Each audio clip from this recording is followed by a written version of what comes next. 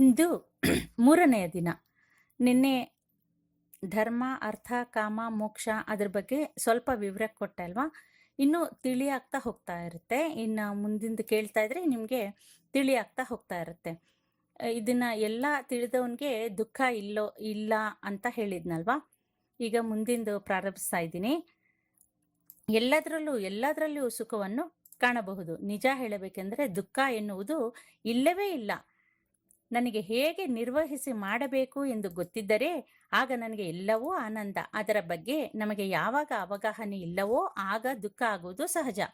ಯಾವುದೇ ಯಂತ್ರ ನಾವು ಬಳಸಿದಾಗ ಅದರ ಅವಗಾಹನೆ ಇಲ್ಲದಿದ್ದರೆ ತಪ್ಪಾಗಿ ಉಪಯೋಗಿಸಿ ಅದು ಕೆಟ್ಟಾಗ ದುಃಖಿತರಾಗುತ್ತೇವೆ. ಆದರೆ ಇಲ್ಲಿ ಯಂತ್ರದಿಂದ ದುಃಖ ಅಲ್ಲ, ನಮ್ಮ ಅವಗಾಹನೆ ಇಲ್ಲದೇ ಇರುವುದಕ್ಕೆ ದುಃಖ. ದುಃಖ ಪಟ್ಟಾಗಲೆಲ್ಲ ಒಂದು ವ್ಯಕ್ತಿಯನ್ನೋ ವಸ್ತುವನ್ನೋ ದೂರುತ್ತೇವೆ. ಆದರೆ ನಿಜವಾಗಲೂ ಆಗಿರುವುದು ನಮ್ಮ ಅವಗಾಹನೆ ಇಲ್ಲದ ಪ್ರಯುಕ್ತ. ಬೆಂಕಿಯಾಗಲಿ ಕತ್ತಿಯಾಗಲಿ ಅದು ಕೂಡ ನಮಗೆ ಸುಖವನ್ನು ಕೊಡುತ್ತದೆ, ಆದರೆ ಅದನ್ನು ಸರಿಯಾಗಿ ಉಪಯೋಗಿಸಿದಲ್ಲಿ ಮಾತ್ರ. ಬೆಂಕಿ ಇಲ್ಲದೆ ಅಡುಗೆ ಮಾಡಲು ಸಾಧ್ಯವಿಲ್ಲ. ಕತ್ತಿ ಇಲ್ಲದಿದ್ದರೆ ತರಕಾರಿಯನ್ನು ತುಂಡು ಮಾಡಲು ಆಗುವುದಿಲ್ಲ. ಅದಕ್ಕೆ ಒಂದು ಸಣ್ಣ ಕ್ರಿಮಿ ಕೀಟದಿಂದ ಹಿಡಿದು ಒಂದು ದೇಶ ಅಥವಾ ಪ್ರಪಂಚ ತೆಗೆದುಕೊಂಡಾಗ ಯಾವುದೂ ನಮಗೆ ದುಃಖವನ್ನು ಕೊಡುವುದಿಲ್ಲ. ಅವಗಾಹನೆ ರಾಹಿತ್ಯದಲ್ಲಿ ಮಾತ್ರ ದುಃಖವಾಗುತ್ತೆ ಅಷ್ಟೇ. ಇಲ್ಲಿ ದುಃಖಕ್ಕೆ ಜಾಗವಿಲ್ಲ. ತಿಳುವಳಿಕೆಯ ಕೊರತೆಯ ಮೇಲೆ ದುಃಖ. ಈಶಾವಾಸ್ಯಮಿದಂ ಸರ್ವಂ. ಎಲ್ಲವೂ ಲೋಕವೆಲ್ಲ ಈಶ್ವರನಾದಾಗ ದುಃಖಕ್ಕೆ ಸ್ಥಳವೆಲ್ಲಿ? ಎಲ್ಲವೂ ಸುಖವೇ. ಆದ್ದರಿಂದ ಇಲ್ಲಿ ಮೋಕ್ಷದ ಪ್ರಸ್ತಾವನೆ ಬಂದಾಗ ಎಲ್ಲದಕ್ಕೂ ಒಂದು ಮಿತಿ ಎಂದಿರುತ್ತೆ. ಆ ಮಿತಿಯಿಲ್ಲದ ಆನಂದ ನನಗೆ ಬೇಕು ಎಂದರೆ ನನ್ನನ್ನು ನಾನು ತಿಳಿದುಕೊಳ್ಳುವುದು. ಈ ಮೂರರಿಂದ ಅಂದರೆ ಧರ್ಮ, ಅರ್ಥ, ಕಾಮಗಳಿಂದ ನಮಗೆ ಮೋಕ್ಷ ಸಿಗದು ಎಂದ ಮಾತ್ರಕ್ಕೆ ಅದು ನಮಗೆ ಬೇಡ ಎಂದರ್ಥವಲ್ಲ. ವ್ಯಕ್ತಿಯಾದವನು ಅದರ ಮಿತಿಯನ್ನು ಗುರುತಿಸಿ ಉಪಯುಕ್ತತೆಯನ್ನು ಗುರುತಿಸಬೇಕು ಅಷ್ಟೇ. ಮೋಕ್ಷ ಈ ಮೊದಲ ಮೂರರಿಂದ ಸಿಗದು ಅಂದ ಮಾತ್ರಕ್ಕೆ ಅದನ್ನು ಮೂಟೆ ಕಟ್ಟಿ ಬಿಸಾಡಬೇಕೆಂದೇ ಅಲ್ಲ. ಅದರ ಉಪಯೋಗಿಸುವ ಚಾಣಾಕ್ಷತೆ ಬೇಕು ಅಷ್ಟೇ. ವ್ಯಕ್ತಿ ನಿಜವಾಗಲೂ ಕೋರಿಕೊಳ್ಳುವುದು ಮೋಕ್ಷವನ್ನು, ಆದರೆ ಅದರ ವಾಸ್ತವಿಕೆಯನ್ನು ಗುರುತಿಸುವಲ್ಲಿ ಸೋಲುತ್ತಾನೆ. ಅದರಿಂದ ಬೇರೇನೋ ಹೊಂದಿ ರಾಜಿಯಾಗಿ ಬಿಡುತ್ತಾನೆ. ರಾಜಿಯಾಗಿ ಬೇರೇನೋ ಹೊಂದಿ ಅದರಿಂದ ಸುಖ ಹೊಂದುತ್ತಾನೆ.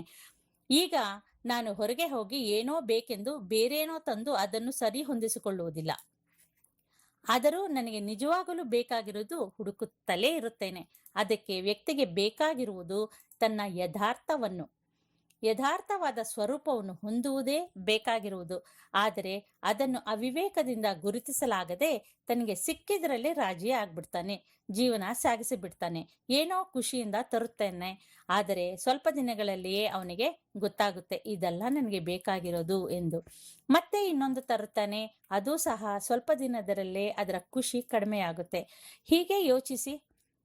ನೀವು ಚಿಕ್ಕಂದಿನಿಂದ ಬೊಂಬೆಗಳು, ವಿಡಿಯೋ ಗೇಮ್ಗಳು, ಅದು ಇದು, ಹೆಂಡತಿ, ಗಂಡ, ಮಕ್ಕಳು, ಬಂಗಲೆ, ಕಾರು, ಹೆಸರು, ಪ್ರತಿಷ್ಠೆ, ಗೌರವ, ಆಸ್ತಿ, ಸಂಪಾದನೆ ಎಲ್ಲ. ಆದರೆ ಗುರುತಿಸಿ, ಇದೆಲ್ಲ ರಾಜ್ಯ ವಸ್ತುಗಳು ಅಷ್ಟೇ. ಆದರೆ ನಿಜವಾಗಲೂ ನನಗೆ ಬೇಕಾಗಿರುವುದು ಏನು ಎಂದು ವಿವೇಕವಿಲ್ಲದರಿಂದ ಇದನ್ನೆಲ್ಲ ತಂದು ಅದರಲ್ಲೇ ಜೀವನ ನಡೆಸಿಬಿಡುತ್ತೇನೆ.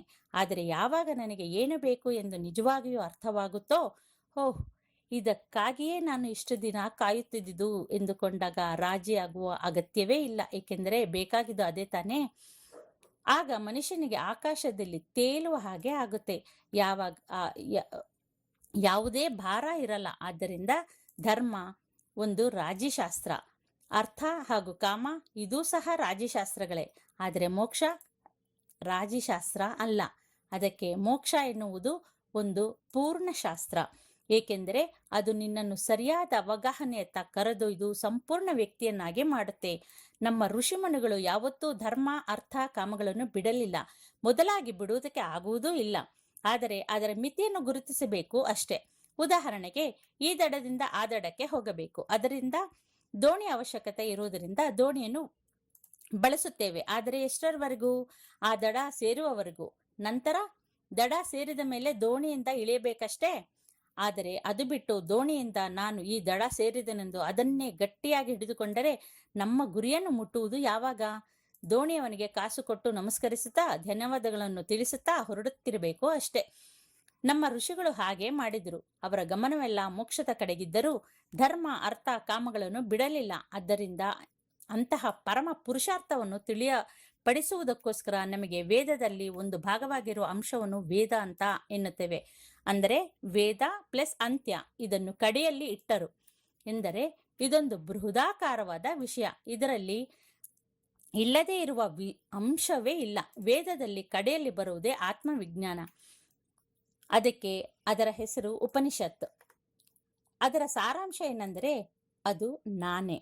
ವೇದ ಎಂದರೆ ದೇವರು, ಲೋಕ, ಉಪಾಸನಾ, ಕರ್ಮ ಇನ್ನು ಮುಂತಾದವು ಇದೆ. ಆದರೆ ಉಪನಿಷತ್ ಎಂದರೆ ಅದು ನಾನೇ. ಅದಕ್ಕೆ ಅದರ ಹೆಸರು ಆತ್ಮವಿದ್ಯೆ.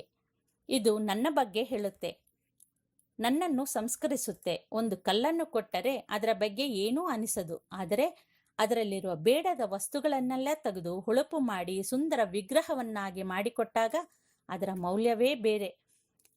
ಆ ರೀತಿ ಮಾಡಿದ ಪ್ರತಿಮೆಯೇ ಭಗವದ್ಗೀತಾ. ಅಂದರೆ ಉಪನಿಷತ್ಗಳು, ವೇದಗಳು, ಇತಿಹಾಸ, ಪುರಾಣ ಮುಂತಾದ ಎಲ್ಲವೂ ಯಾವುದರ ಬಗ್ಗೆ ಹೇಳಬಯಸುತ್ತವೋ ಅದೆಲ್ಲವೂ ಸಮಗ್ರವಾಗಿ ಹೇಳುತ್ತವೆ ಈ ಭಗವದ್ಗೀತಾ. ಆದ್ದರಿಂದ ಇದು ಬರೀ ಕಲ್ಲಿನಂತೆ ಇರದೆ ಚೆನ್ನಾಗಿ ಸಂಸ್ಕರಿಸಿದಂತೆ, ಚೆನ್ನಾಗಿ ಕೆತ್ತಿದಂತಹ, ಹೊಳಪು ಮಾಡಿದಂತಹ ಒಳ್ಳೆಯ ವಿಗ್ರಹ, ಸಮಸ್ತ ಅಂಶಗಳು ಒಳಗೊಂಡಂತಹ ಏಕೈಕ ಗ್ರಂಥ ಈ 18 ಅಧ್ಯಾಯಗಳು.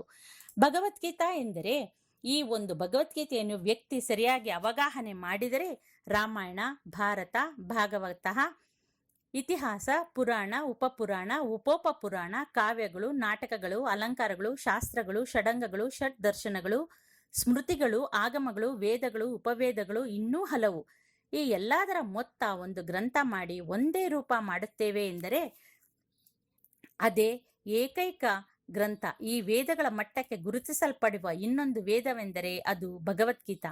ಆದರೆ ಈ ಮಹಾಭಾರತದಲ್ಲಿ ಕೌರವರು, ಪಾಂಡವರು ಯುದ್ಧ ಮಾಡಿದರು, ಅವರು ಇವರನ್ನು ಕೊಂದರು ಎಂದಷ್ಟೇ ಇಲ್ಲ. ವ್ಯಕ್ತಿಗತ ಭಾವನೆಗಳು ಮಾತ್ರ ಇಲ್ಲ. ಒಂದು ವೇಳೆ ಅಷ್ಟೇ ಇದ್ದಿದ್ದರೆ ಅದು ಇತಿಹಾಸದ ಪುಟದಲ್ಲಿ ಒಂದಾಗಿರುತ್ತಿತ್ತು ಅಷ್ಟೇ. ಆದರೆ ಇದರಲ್ಲಿ ವಿಷ್ಣು ಸಹಸ್ರನಾಮ, ಯಕ್ಷ ಪ್ರಶ್ನೆ, ವಿದುರ ನೀತಿ, ಶಿವ ಸಹಸ್ರನಾಮ ಮುಂತಾದವು ಎಲ್ಲ ಸೇರಿ ಮಹಾಭಾರತ ಒಂದು ವೇದ ಮಟ್ಟಕ್ಕೆ ಕರೆದೊಯ್ಯುತ್ತದೆ. ಈ ಎಲ್ಲ ಇಲ್ಲದಿದ್ದರೆ ಇದು ಒಂದು ಚರಿತ್ರೆಯ ಪುಟದಲ್ಲಿ ಸೇರುತ್ತಿತ್ತು ಅಷ್ಟೇ. ಮಹಾಭಾರತದ ಈ ದಿನಕ್ಕೂ ನಾವು ನೆನಪಿಸಿಕೊಳ್ಳುತ್ತಿದ್ದೇವೆ ಎಂದರೆ ಸನತ್, ಸುಜಾತಿಯ ವಿಷ್ಣು ಸಹಸ್ರನಾಮ, ಶಿವ ಸಹಸ್ರನಾಮ, ಯಕ್ಷ ಪ್ರಶ್ನೆ, ಭಗವದ್ಗೀತಾ ಹಾಗೂ ವಿದುರ ನೀತಿ, ಈ 6 ಷಡಂಗಗಳು ಸೇರಿವೆ. ಈ ಎಲ್ಲವೂ ಅದ್ಭುತವಾದ ವಿಷಯಗಳು. ಈ 6 ಸಹ ತೆಗೆದು ಬಿಟ್ಟರೆ ಮಹಾಭಾರತವು ಒಂದು ಚರಿತ್ರೆಯಾಗುತ್ತಿತ್ತು ಅಷ್ಟೇ.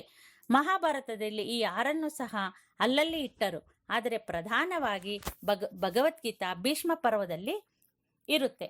ಇದನ್ನು ಸ್ವಯಂ ಶ್ರೀಕೃಷ್ಣನೇ ಅರ್ಜುನನಿಗೆ ಯುದ್ಧ ಭೂಮಿಯಲ್ಲಿ ಸೈನ್ಯದ ಎದುರೇ ಹೇಳಿರುವಂಥದ್ದು. ಆದರೆ ಪ್ರಧಾನವಾಗಿ ಕೇಳಿರುವಂಥ ಯಾರೆಂದರೆ ಅರ್ಜುನ, ಸಂಜಯ, ಹನುಮಂತ, ವೇದವ್ಯಾಸ ಹಾಗೂ ಸಂಜಯ.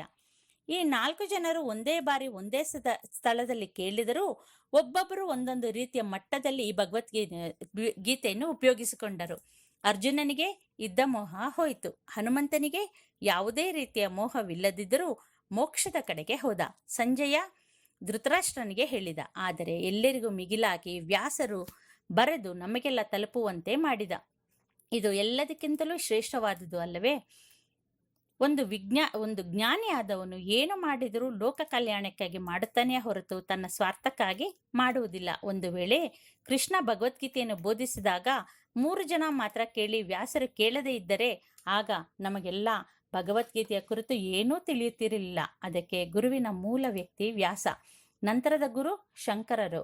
ಈಗ ಇಲ್ಲಿ ಗಮನವಿಟ್ಟು ನೋಡಿದಾಗ 5 ಜನರು ಭಗವದ್ಗೀತೆಯನ್ನು ಕೇಳಿದ್ದಾರೆ. ಧೃತರಾಷ್ಟ್ರ, ಸಂಜಯನಿಂದ ಲೈವ್ ಕಾಸ್ಟ್, ಅರ್ಜುನ, ಹನುಮಂತ ಹಾಗೂ ವ್ಯಾಸರು.